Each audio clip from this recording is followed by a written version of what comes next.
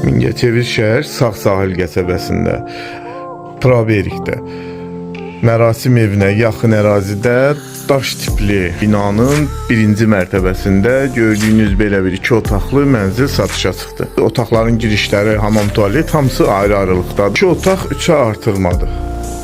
Gördüyünüz kimi bura balkon olub, buranı hal-hazırda mətbəx kimi istifadə edirlər. Normal genişliyi də var. Tam normal şəkildə mətbəx kimi istifadə olunur. Bura qonaq otağıdır. İşıq yanıb deyənə biraz qaranlıq görsəniz. Bura evin yataq otağıdır. Genişlik tam normaldır. Fikir verin, genişlik kvadrat evdir, genişliyi tam normaldır.